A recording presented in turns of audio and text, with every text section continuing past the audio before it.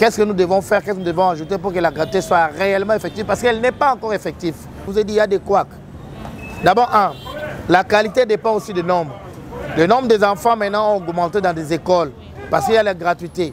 Quand on essaie de réconcilier, l'enseignement supérieur bénéficie de la gratuité par Wi-Fi qui vient de l'argent des RAM, qui paye. La gratuité a des difficultés parce que le ministre a des problèmes avec les syndicats. Tous ces voleurs qui ont détourné l'argent, qui étaient décidés pour construire des écoles, on doit les arrêter.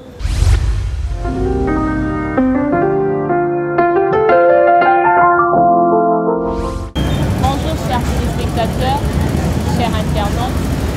Nous avons le réel plaisir de vous avoir nombreux devant vos postes de téléviseurs, devant vos téléphones. Vous nous suivez en direct de Vision Ici Télévision et Togo Bilango TV. C'est bien moi, votre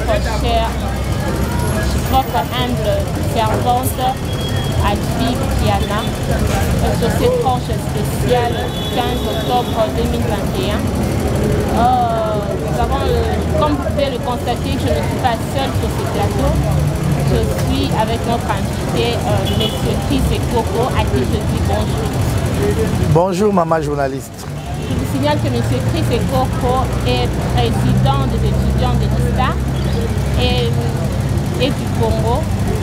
Avant de commencer cette émission, je profite en passant. Je salue M. Itzi Kassaï depuis Paris, M. Ben Maboukama depuis la Belgique. Et puis, sans plus tarder, nous remettons la parole à M. Chris Ekoko qui va nous dire qu'est-ce qui lui emmène sur ces plateaux. M. Chris Ekoko, à vous la parole. Merci beaucoup, maman journaliste. Je voulais juste un peu rectifier. Je suis président honoraire des étudiants de l'ISTA ainsi que président honoraire des étudiants du Congo. Donc, je suis plus en fonction. Maintenant, il y a un nouveau président qui est en fonction. Donc, je suis passé par là comme président national honoraire des étudiants du Congo, président des étudiants de l'ISTA. Je suis venu sur votre plateau pour parler des problèmes de la représentation des étudiants du Congo qui a un délégué au niveau de la CENI. Les étudiants du Congo, la représentation des étudiants du Congo qui est composée des coordonnateurs en exercice, c'est-à-dire le président des étudiants en fonction de toutes les universités et instituts supérieurs du Congo et les anciens présidents qui constituent le collège des sages. Nous avons jugé mieux de participer activement à la gestion de notre pays. Nous voulons contribuer à l'organisation des élections. Nous avons fait le constat que les politiciens ainsi que les confessions religieuses sont dans des tractations qui empêchent le pays de décoller. Alors, le mal du Congo, c'est les choix. Les choix, quand est-ce que les choix viennent des élections? Alors, la représentation des étudiants du Congo a trouvé la résolution d'envoyer son délégué qui est Mario Baïtelemeke. Mario Baïtelemeke, un ancien président de l'UPN et ancien président national des étudiants du Congo, qui est notre expert électoral au niveau de la représentation des étudiants du Congo. Nous l'avons envoyé en CENI. À ce qui concerne les élections, nous avons l'expérience que plus que tout le monde.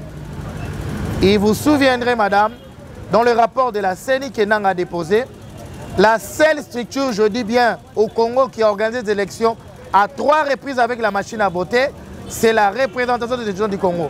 Nous connaissons les tours et les contours de la machine à voter et c'est bien inscrit dans le rapport de Nanga et nous estimons que nous avons l'expertise pour organiser des élections et aider le pays à décoller de l'avant parce que nous sommes leaders de jeunes, on a pris la résolution de prendre nos engagements et de diriger ces CENI. Ok, dans toutes ces choses dont vous venez de parler, nous voulons savoir c'est quoi en fait l'idée majeure de votre structure?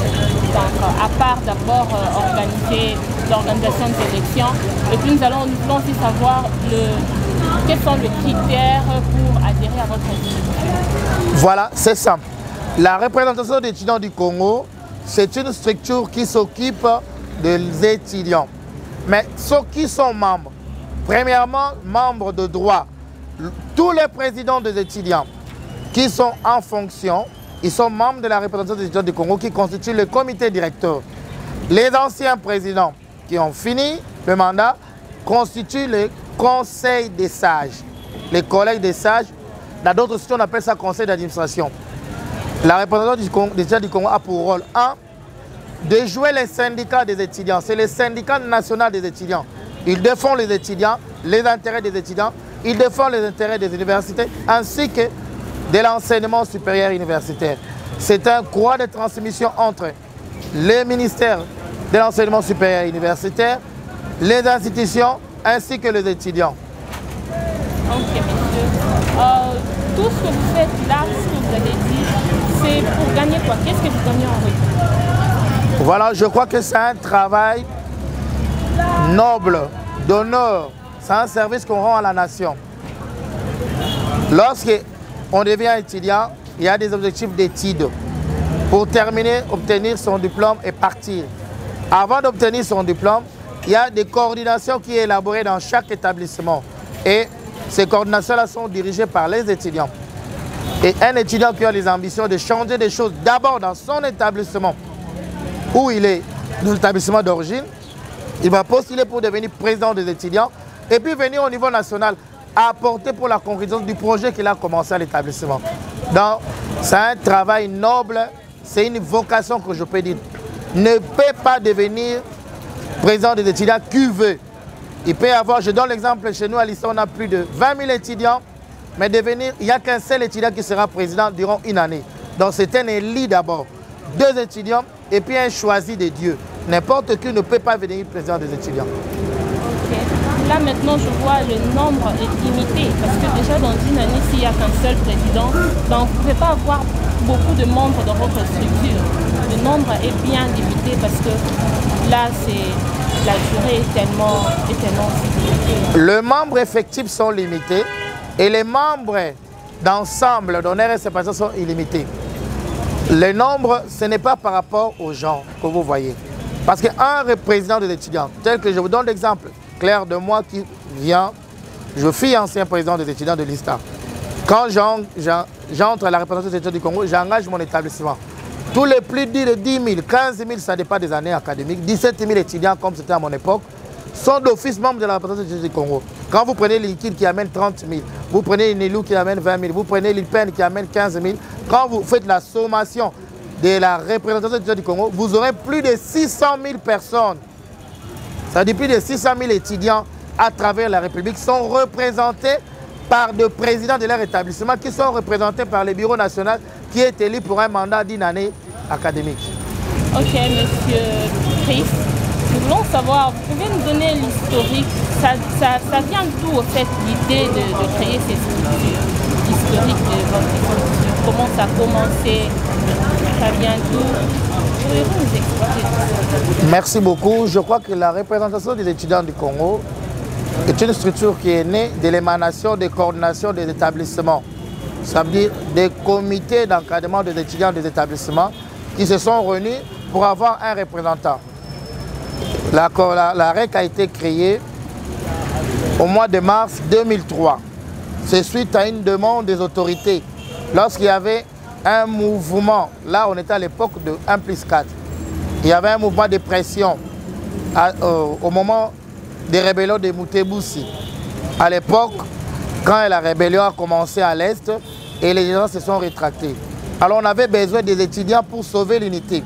Les étudiants se sont mobilisés, comme un seul homme sont sortis de la rue, pour faire échec.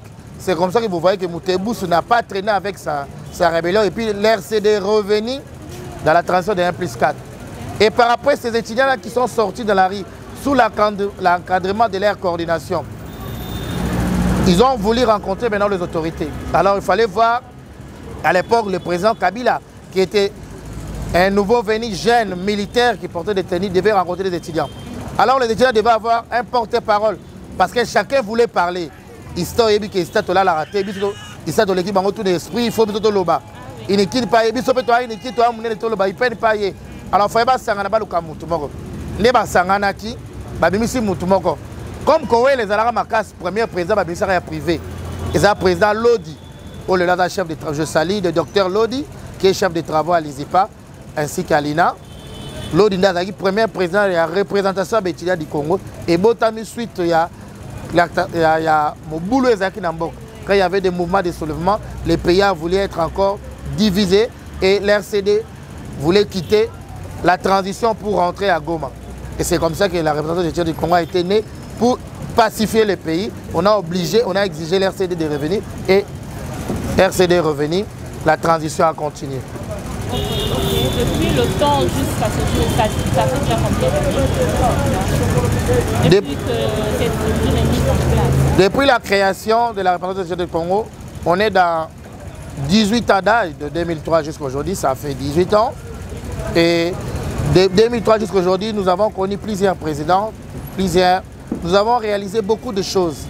La représentation des étudiants du Congo a supprimé la guerre qui était interuniversitaire. Vous savez, à l'époque, quand nous on étudiait, les étudiants de l'ISTA ne pouvaient pas être en contact avec ceux de l'IEC.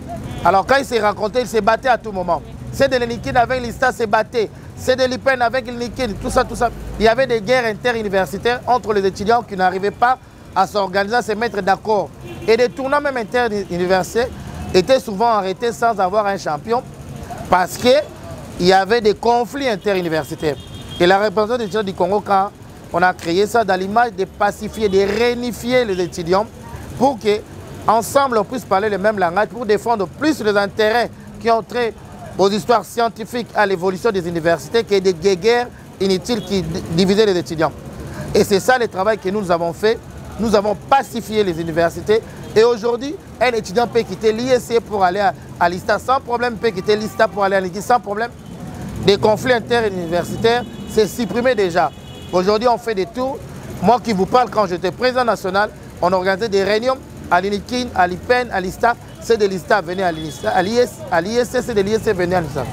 Voilà la première mission. C'était de pacifier, de réunifier les universités. On les a fait. Il n'y a plus de guerre, de bagarres interuniversitaires. La deuxième mission était de défendre les intérêts pour qu'on puisse revoir le système éducatif avec le programme PADEM qu'on a trouvé en 2003 qui ne répondait pas aux critères. Et la représentation des étudiants du Congo a combattu ça, a fait des propositions qu'on a créé l'Expo ici. L'Expo ici, c'est l'œuvre d'esprit de la représentation des étudiants du Congo que nous avons discuté avec l'excellence Macha Codereuse Mémoire qui a accepté notre idée et on a organisé. La représentation des étudiants du Congo encore a organisé des structures dans des provinces pour essayer de veiller un peu à la fiabilité des universités. Aujourd'hui, on crée des universités par-ci, par-là, sans tenir compte de la loi congolaise. Et au sein de la représentation des étudiants du Congo, nous sommes là pour faire des propositions, pour aider les ministres à acquérir. Et c'est l'organe scientifique qui aide le ministre dans sa gestion et dans sa proximité avec l'étudiant.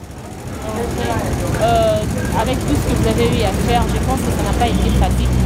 Quelles sont les difficultés que vous avez eu à rencontrer tout au long de ces années en train d'aboutir jusqu'à ces niveaux? Madame, les difficultés sont énormes. Je peux dire énormissimes. Je prends l'exemple des universités phares du Congo. Quand vous parlez des instituts phares, de l'INIKIN, de l'INILU, de l'IPEN, de l'INIKIS, de l'ISTA, de l'IEC, quand vous êtes dans ces universités-là, président des étudiants ou coordonnateur des étudiants, votre vie est mise en mal. Vous êtes en danger permanent. Moins de revendications des étudiants, il y a des troubles. Et je vous informe, madame, si vous comptez le nombre de fois qu'on a brûlé le quartier général des coordonnateurs des étudiants à l'INIKIN, c'est plus de 5 fois. Le nombre de fois qu'on a brûlé les bureaux des coordonnateurs des étudiants de l'ISTA, c'est plus de 3 fois. Donc à chaque fois qu'il y a une mésentente entre les autorités académiques et les étudiants, on attaque au coordonnateur. Et les difficultés viennent souvent au début de l'année, lorsqu'il faut fixer les frais. Les enseignants veulent avoir beaucoup de frais à payer, que les étudiants payent beaucoup et le comité de gestion pour donner des matières. Pour bien enseigner, ils disent qu'il doit avoir, le frais doit être élevé. Et l'étudiant veut avoir plus de matières et moins d'argent à payer. Les enseignants veulent donner moins de matières et avoir gagné beaucoup de primes. Et cette contradiction-là, c'est le coordonnateur qui se trouve au centre. C'est l'élément catalyseur entre l'étudiant et les comités de gestion et les enseignants. C'est lui qui va passer en négociation. Quand vous augmentez même de 10 $, de 5 $ le frais académique, vous êtes objet de chasse par les étudiants. On se dit qu'il est corrompu. Ça, c'est un. De deux, entre les gouvernements et les étudiants. Lorsqu'il y a une décision qui est prise et que l'étudiant n'est pas d'accord, il veut sortir de la rue, et que vous l'interdisez aux étudiants, on dit non, il ne faut pas faire politiser l'établissement. Vous êtes pourchassé en vous traitant de mouchards, de corrompus. Ils disent allez bon à pouvoir corrompre, cordon corrompu. Alors vous êtes souvent exposé à des problèmes. Et lorsqu'il y a des problèmes de délibération aussi, des problèmes scientifiques, et que beaucoup d'étudiants ont reçu des mentions de manque de codes ou soit des échecs, on voit directement le cordon, on le dit, l'étudiant vient dans votre bureau pour dire cordon ah c'est que le professeur. Et quand le professeur et les assistants, les chefs de travaux exigent des syllabus, c'est directement dans la tête du coordinateur. Il y a certains professeurs, il y a certains chefs de travaux assistants qui conditionnent la réussite par l'achat des syllabus. Et là, les étudiants se rabattent directement au coordonnateur parce que la coordination est là pour ça. Et quand vous voulez maintenant faire la médiation entre le professeur, s'il reste dans sa position d'être catégorique et que vous ne trouvez pas de résolution pour les étudiants, ils vont vous menacer, ils vont vous traiter de tout le monde. Donc, un coordonnateur est vraiment exposé à des problèmes à résoudre des étudiants. Alors, pour être un coordonnateur, il faut avoir des nerfs solides parce que vous serez tiré des deux côtés. Ok. Maintenant, par rapport à ce que vous avez dit, le rôle du coordonnateur à l'université, dites-moi un peu comment il intervient maintenant pour faire la paix, pour essayer un peu de calmer les étudiants par rapport à toutes ces tensions qui se passent au sein de l'université en cas de revendication. Les coordonnateurs ne travaillent pas en solo. Il y a une coordination. Dans la coordination, nous avons l'équipe. Donc, la coordination, c'est comme le gouvernement de la République. Vous avez le président, vous avez les ministres, vous avez les gouverneurs, on appelle le maire de Homme. Donc, ça dit, les coordonnateurs travaillent en synergie avec les maires de Homme, avec le ministre, avec le chef de promotion, qu'on les considère comme notre parlement, les chefs de promotion. Les délégués facultaires, ce sont là les dirigeants, chacun dans sa dimension de responsabilité, ensemble avec le coordonnateur qui coordonne ou le président qui préside les étudiants, les activités des étudiants, trouve des solutions. En cas de revendication, le coordonnateur avec les chefs de promotion, les délégués facteurs, on sort pour parler à nos étudiants parce qu'on est l'émanation de la population. On est l'émanation des étudiants, voulais-je dire, on a été élus, on est souvent écouté. Le mal est que quand un coordonnateur ou un président est nommé, il n'a pas de base.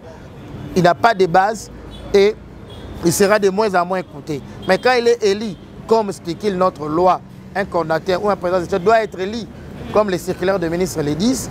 Et quand il est élu, il est écouté parce qu'il a encore la base, qui est les étudiants qui l'ont fait confiance, parce qu'ils ont voulu qu'il soit leur dirigeant. Okay. Il a quand même cette capacité-là, c'est la facilité au fait. Bon, le fait qu'il se tient devant les étudiants, il écoute facilement, les étudiants lui écoutent facilement, il prête attention à ce qu'il dit, donc c'est ce que vous voulez dire. Ben, parce que vous avez parlé de... Vous êtes dans toutes les universités, votre structure concerne toutes les universités. En passant, je voulais parler du home. En fait, le home, je prends du peine. Le home, vous savez déjà qu'il y a depuis un certain temps que le home a été déménagé, on a renvoyé tous les étudiants. Et puis, étant coordonnateur, quand les coordonnateurs interviennent, dans ces cas, ils le font quoi? Ils interviennent à quel niveau pour que ces homes soient rétablis et que les étudiants reprennent leur place comme avant? Merci beaucoup. La fermeture des homes, c'est une décision politique. Donc, une décision politico-administrative. Ça ne relève pas totalement de l'université.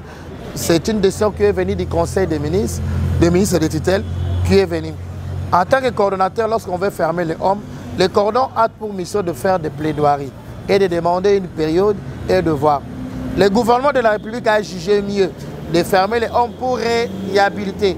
Vous savez que depuis qu'on a construit nos universités, vous-même, vous êtes passé par là, l'état de nos hommes, de nos chambres, était vraiment dans un état de délabrement total. Des installations sanitaires étaient vraiment très sales. Et puis, des fosses septiques débordées. On avait des difficultés. Il n'y avait plus de lits. Les étudiants dormaient par terre. Alors, le home des étudiants n'avait plus de quintessence de vie. Donc, ça ne répondait plus aux normes internationales. Et le gouvernement de la République a jugé mieux de fermer pour réhabiliter. C'est vrai que la fermeture fait très mal. Je vous dis, en tant que responsable, avant d'être président des étudiants, j'étais maire de Homme. Je connais ce que c'est. Nous avons des étudiants qui viennent de l'intérieur qui n'a aucun membre de famille ici. Il n'a personne ici, il n'y a que lui-même qui vient étudier et l'argent des fois vient de l'intérieur. Et quand vous entendez l'intérieur, je ne parle pas des villes, je parle des villages. Pour qu'on envoie l'argent, il faut que la maman puisse se déplacer pour aller dans les agences qui sont peut-être à 150 km, qui sont à 100 km pour aller déposer l'argent pour que l'argent arrive à Kinshasa. Et une telle personne et un étudiant comme ça, pour étudier, a des difficultés. Il faut que la maman puisse faire le champ, il faut préparer pour que le papa puisse aller en chasse, prendre les marchandises, le vendre pour l'envoyer. Ou soit il envoie des marchandises. Parce que quand moi j'étais maire au Homme, j'ai connu un étudiant qui venait de faire fond de Kivu. On l'a envoyé des fromages, on l'a envoyé des sacs de riz, des sacs des haricots, pardon, qui venaient. Il faut qu'il vende ça pour payer d'abord le Homme et puis payer les frais académiques. Donc vous voyez un tel étudiant, quand vous les déménagez, c'est une situation de désarroi total. Mais du moins, comme on dit en français, dur Alex et Lex, pour l'intérêt général, des fois on est obligé de faire des sacrifices.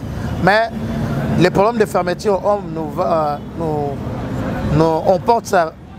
Et puis je crois que les jours que le chef de l'État avait reçu la délégation de la jeunesse, dans l'ensemble, les 12, on a posé ces problèmes à ce qui concerne la représentation du Congo. Le président national Sylvain Katumba a posé ces problèmes au chef de l'État pour les problèmes d'ouverture des hommes. Le chef a promis d'activer les travaux pour que les hommes soient ouverts.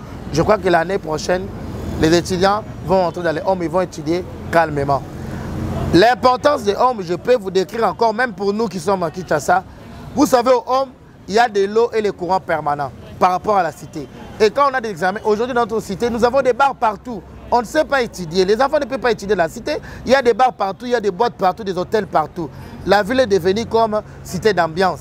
Et pendant des périodes de session, chaque étudiant, même ceux qui ont vécu à la cité, on partait aux hommes pour étudier, passer l'examen. Après la fin de la session, on rentrait dans nos familles.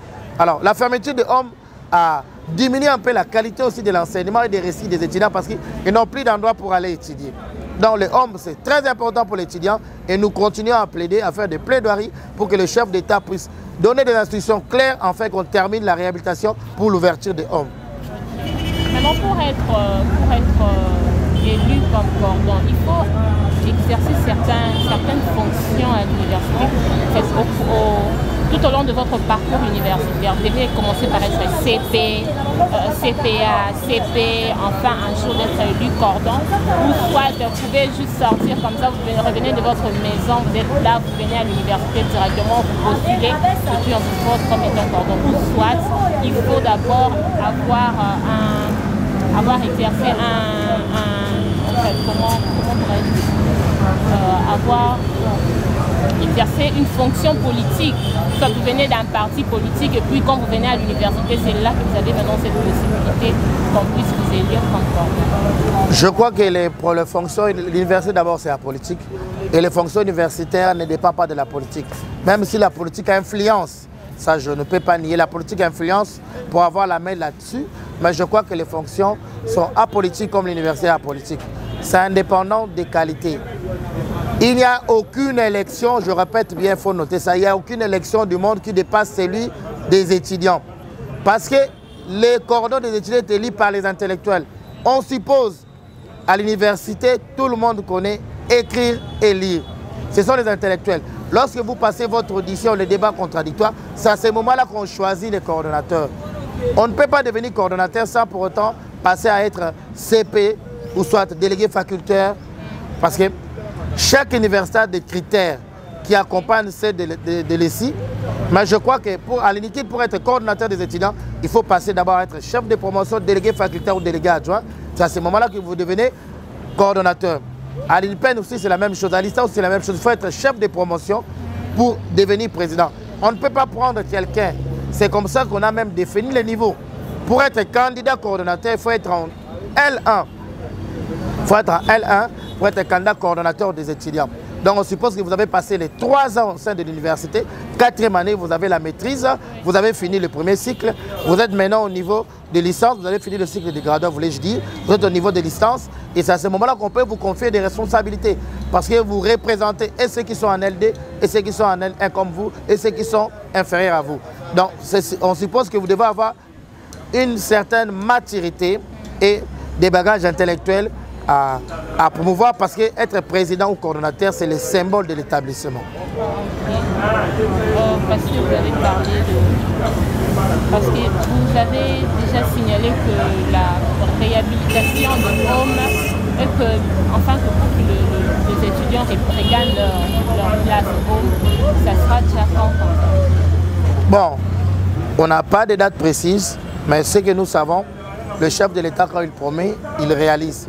Le chef de l'État nous a promis qu'il va donner les instructions claires au ministre des Travaux publics et au ministre de l'ESI pour voir comment activer le travail, et au ministre des Finances pour financer rapidement afin que les travaux puissent arriver à l'achèvement avant décembre. Alors, au plus tard, peut-être au mois de mars, au mois d'avril, je crois qu'on ne terminera pas 2022 sans pour autant qu'on puisse livrer les hommes aux étudiants. Je tiens en parole du chef de l'État. Je crois que le parole du chef, ça va de loi. Nous aurons les hommes au plus tard en 2022. Parce que nous parlons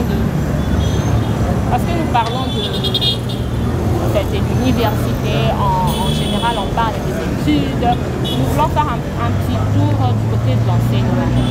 Vous pouvez nous donner votre point de vue par rapport à la gratuité de l'enseignement, par rapport à tout ce qui s'est dit, par rapport à tout ce qui se passe, votre point de vue par rapport à ça? La gratuité de l'enseignement, elle est d'abord constitutionnelle.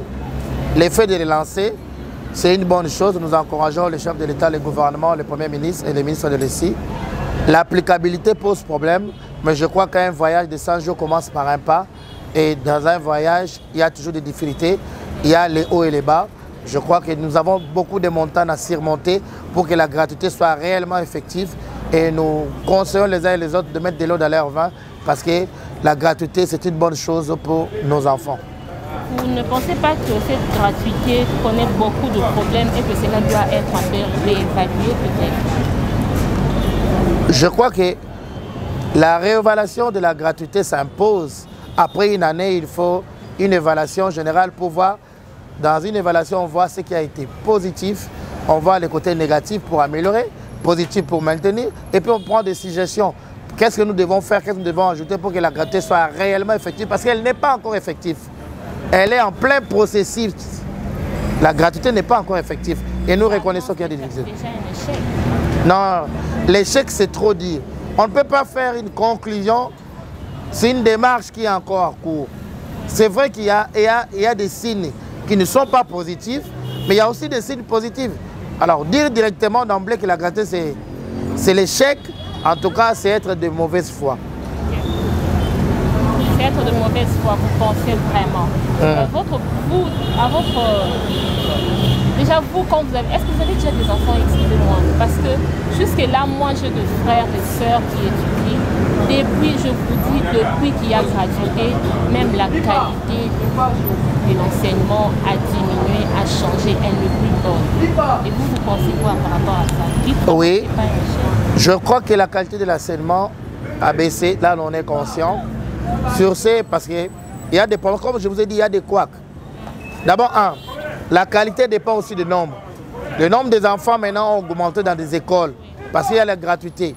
Il y a des enfants qui ont venu avec l'âge plus avancé pour commencer. Alors ils ont trouvé nos enfants qui étudiaient normalement. Et c'est ça aussi le couac. Il y a certains enfants qui ont fabriqué des diplômes, qui arrivent en 3e primaire.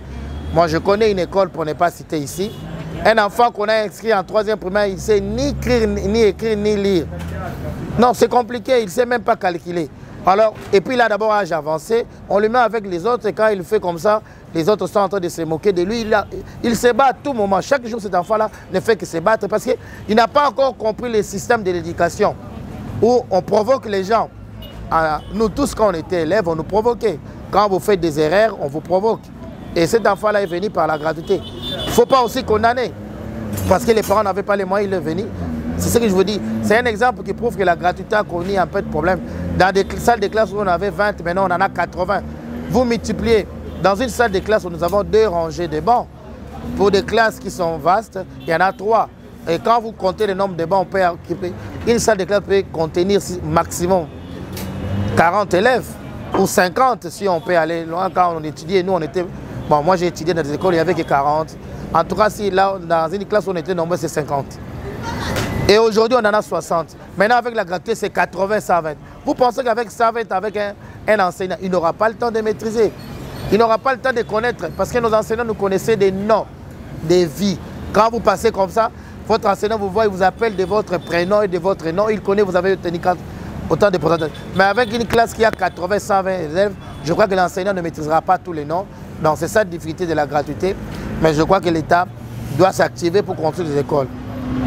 Quelles sont maintenant vos suggestions par rapport à ça? C'est simple, l'État doit construire plusieurs écoles pour accueillir les enfants qui viennent commencer pour deux.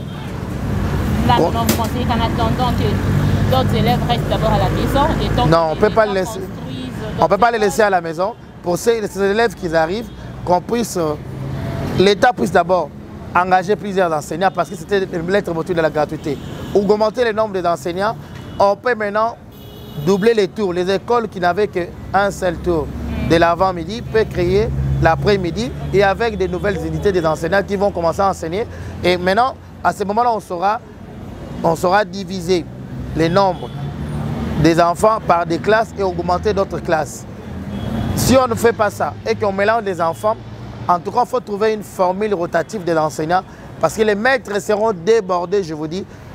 Aucun maître du monde peut contenir plus de 80 élèves et bien enseigner. En tout cas, il va enseigner dans du bruit et dans des désordres. Et puis la salle sera étouffée avec la chaleur de notre pays, qui est un pays tropical. En tout cas, les leçons ne vont pas passer correctement. Maintenant, que dites-vous par rapport à la contradiction du ministre Zindo Zeng? Il a eu à contredire la gratuité de l'enseignement par le chef de l'État. Que pensez-vous de ces opinions? Moi, il est ministre de l'ESI. La gratuité, c'est pour l'enseignement primaire et secondaire. Donc là, il y a le ministre Tony Mwaba. Alors, tous les deux, quand on essaie de réconcilier, parce que dans l'ensemble, vous avez raison de poser la question, on appelle ça éducation nationale. Quand on essaie de réconcilier, l'enseignement supérieur bénéficie de la gratuité par Wi-Fi qui vient de l'argent des RAM. Et l'enseignement primaire universitaire bénéficie par le financement de la Banque mondiale ainsi que de l'État congolais qui paye. La gratuité a des difficultés parce que le ministre a des problèmes avec les syndicats. Le ministre ne contredit pas, il est pour la gratuité, mais il a des problèmes avec les syndicats qui trouvent qu'ils ont beaucoup perdu. Parce qu'un enseignant qui gagnait $700, $800, $1000, quand on payait, on rabat son salaire à $150, vous voyez les conséquences. S'il payait une maison de $200 dans les 800 qu'il gagnait, donc, il est obligé de déménager. Et tout ça, ce sont des choses qu'on devait pallier pour pouvoir avoir des relancées. Mais la gratuité, c'est une bonne chose pour nos enfants. Que pensez-vous de cette désactivation du ministre dont il a eu à désactiver certains professeurs qui s'absentent? Le ministre Tony Mwaba a fait l'excès des ailes. Aucune loi, même la Constitution ne l'autorise pas de désactiver les enseignants directement comme ça. Il faut un tas d'écoute, il faut un tas d'auditions et de dialogue. Les enseignants sont des fonctionnaires. Dans la loi de fonction publique, c'est 15 jours. On observe 15 jours en cas de désertion, en cas d'absence. Ce n'est pas dans 2-3 jours qu'on a commencé l'enseignement qu'on va commencer à désactiver déjà. Alors si l'enseignant était malade, est-ce qu'il a eu le temps de vérifier que l'enseignant qui ne venait pas était malade? Donc je crois que le fait de désactiver les enseignants, et puis ce n'est pas dans le rôle de ministre. Je crois que le professeur Tony Mwaba, c'est un docteur de droit. L'enseignement supérieur, l'enseignement primaire et secondaire est décentralisé. Et chaque province a l'autonomie de sa gestion. Lui, quand il entre, lui-même, le ministre de ça, il va désactiver ici à Kinshasa. Mais qu'il part aussi à Malemakoul, qu'il part aussi à Kamuna Sap, il part aussi à Kalenji. Vous verrez que le ministre doit d'abord revoir ce texte. Il n'a pas ces prérogatives-là. Il devait passer par le gouverneur. L'enseignement primaire et secondaire est décentralisé. C'est géré chaque province par un gouverneur, par les ministres sectoriels. Quand lui, il fait ça, c'est l'usurpation de pouvoir et l'excès des ailes. L'excès de pouvoir n'est pas bon. Alors, que pensez-vous de ce que le président de l'Assemblée nationale a fait, M. Kaboun, qui tire un sonnet d'alarme concernant le développement des fonds destinés à la construction de nouvelles écoles pour faciliter la gratuité? D'abord, je salue le fait que le président Kaboun a mis son argent pour construire une école. Ça, il faut remercier des gestes positifs. Et ça contribue à l'éducation. Ça, il aide le chef de l'État dans la gratuité. Je viens de vous dire qu'il faut construire des écoles. Le président Kaboun en a monté l'exemple. Tout Tous ces voleurs qui ont détourné l'argent, qui étaient destinés pour construire des écoles, on doit les arrêter. Madame, on ne doit pas voler des choses. Il y a des gens qui sont de criminels dans ce pays, des criminels financiers, qui méritent la prison par rapport à ça. On ne peut pas détourner l'argent qui est destiné à l'éducation. Leurs enfants étudient en Europe dans de bonnes conditions, ils étudient à l'extérieur du pays. Nous souffrons avec nos enfants ici. Alors je crois que de telles personnes, quand on arrive à identifier, il faut les arrêter. Là, j'encourage le président Kaboun, comme lui, les membres du bureau, il ne peut pas faire une motion, qui demande à un député de DP de faire une motion contre ces gens qui ont détourné l'argent, de construire des écoles, l'argent qu'on devait payer pour la gratuité. Ils méritent la prison.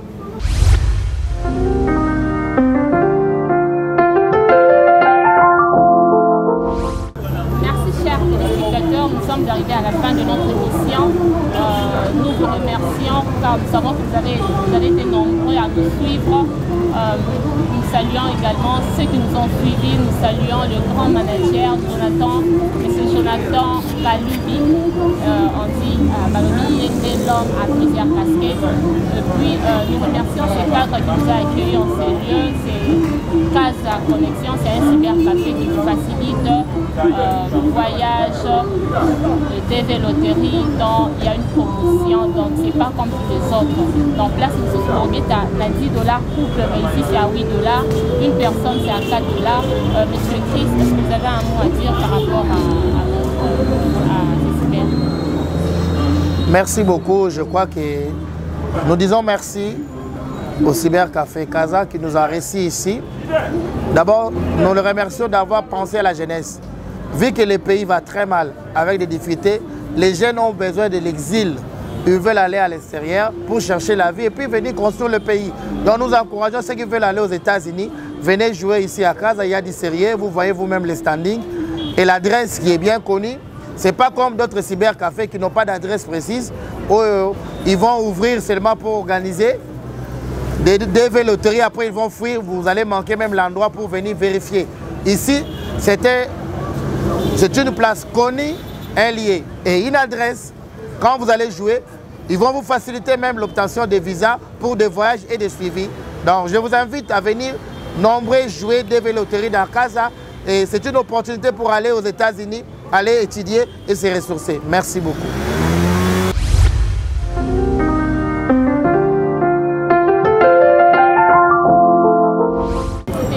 Oui, nous avons fini. Merci, chers téléspectateurs.